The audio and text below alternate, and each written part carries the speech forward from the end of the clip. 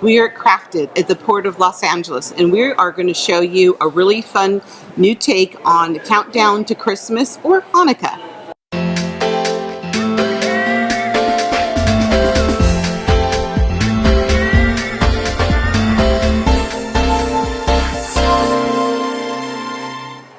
This is a really fun project that we did at Maker Faire, making little memo boards, and I love working with the 45. It's nice to repurpose. They really are. And then I thought, we were talking, how about a little advent calendar? I always love to do advent calendars, and this is really a fun way for the kids to hang it on their door. So we're going to show you a new little twist to this project. So what I did is to take an old 45 record, and we're going to use a chalkboard paint, and you're going to use 2 coats of the paint. And it does need to cure for 24 hours, so just follow the manufacturer's directions on it. And then what you need to do, and I'm going to let you do this, Cindy. Once it's dry. Once it's dry, after the 24 hours. After the 24 hours, yeah, once it's cured. Go ahead, do the little, show us a little scribble. This is, I'm not really sure why, but it does say it on the directions, so I'm not going to second guess. This is really kind of to set it so it will work as a chalkboard.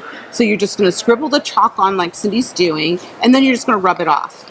And now it's ready to be a chalkboard. So you can, you can write on it easily. If you didn't do that curing, you wouldn't be able to do that.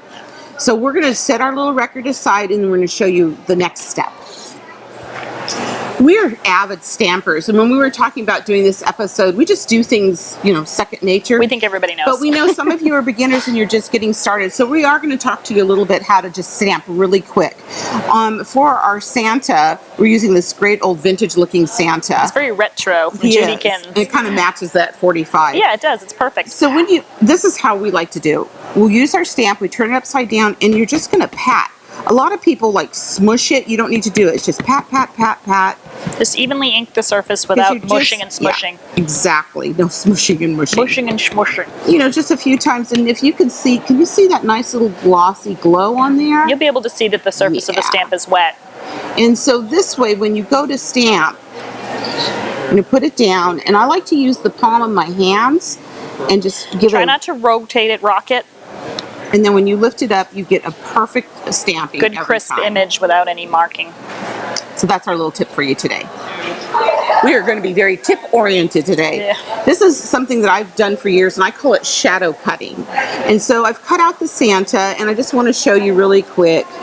You're just going to cut around, and you're not cutting right on the edge. You're just cutting a little bit away from the edge. This way, you're not cutting any of your nice... Maybe 1/8 of an inch or so. Yeah, you don't want to hide any of your lines. So you get the idea. You're just going to cut around, and then you'll get your finished Santa. And you can still see all those good crisp lines. Now, today what we're doing is we're actually doing deconstruction. I didn't want to do any coloring on this project, so I thought, well, it's really fun to show you how to use the stamps in a different way. And if you don't happen to have markers or pencils or something to color with, you can still do a multicolor image. So I'm going to bring this forward, and what I did, so we stamped the Santa on the red. Here you can see the shadow cutting. Then the next thing, I stamped him on a cream. And I decided all I want was his face and the little bunny rabbit. So you can see I cut those out. Now those I did not shadow cut. Those I cut directly as close as I could. Because we're going to layer. Because we definitely are layering. Then the next one, of course his beard needs to be white, so I stamped him again on white. And you can see here that I took the ruffle from his hat, his little pom-pom, the other little ruffle cuff here. From a sleeve. Thank you, the cuff. And here's his beard and his little furry down his middle. So that's how it's all deconstructed. And then I just used a die cut reindeer. So those are the elements. And here what I did for the countdown is I actually just hand wrote Charlie's Countdown to Christmas. This way you can personalize it. Just simply printed, did some little dots on the end, and ready to go, and I tore it. So those are all the elements we need today to put together on our record.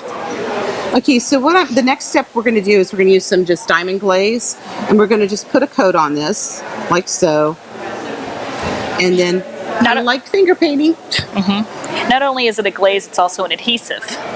Yeah, which is really great. It's all in one today. Makes it nice, So kind of just a nice thin coat. You can see it's already, and it's going to dry glossy like this, which is really cool.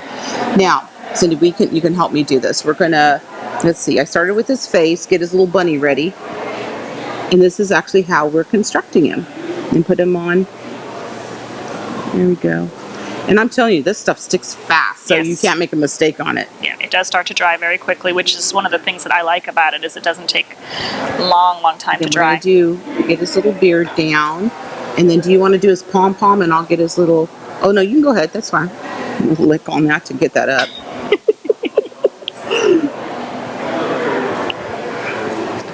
Put that there, and she said put the little, and look how fast that was to construct our little Santa, really quick.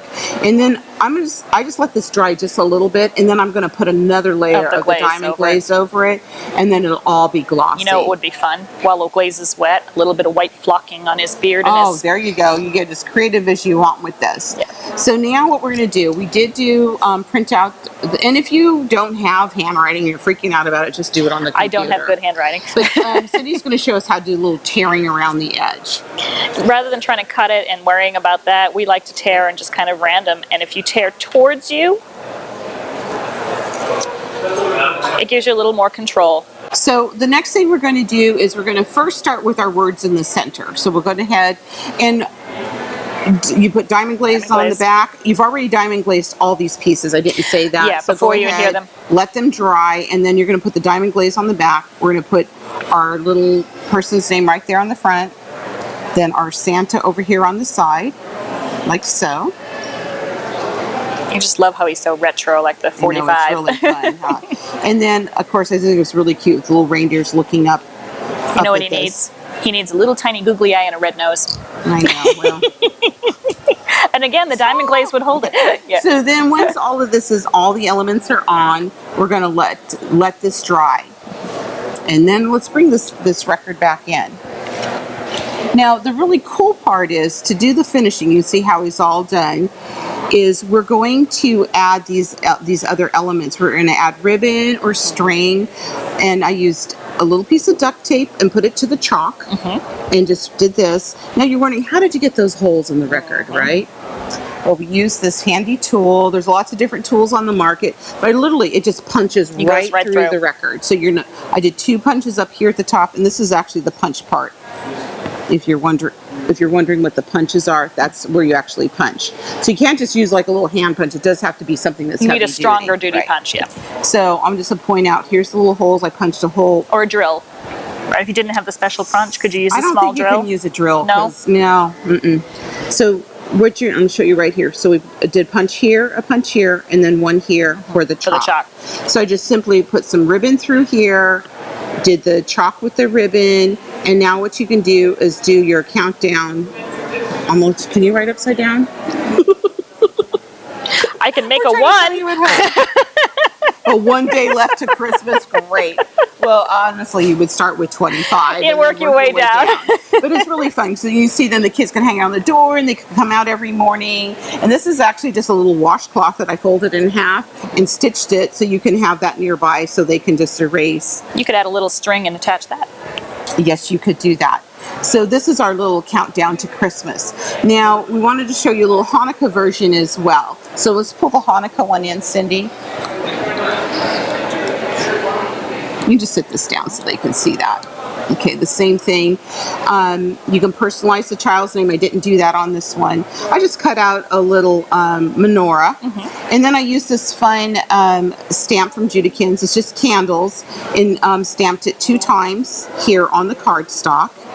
And then cut out, it's 9 candles. And then 2, the kids. But you can piece those together to get the number of candles you need. Yeah, if you can see that really close, that's piece. I just cut. But you can't see it. The glaze seals it, so and it the same thing here again. You're going to use the diamond glaze, and then the kids can write how many days are left till Hanukkah starts, or when Hanukkah starts, however they want to use it. So we really hope you enjoyed our little countdown to Christmas and Hanukkah. And let's pull these up and show them. And what do we say? When creativity knocks, open the door.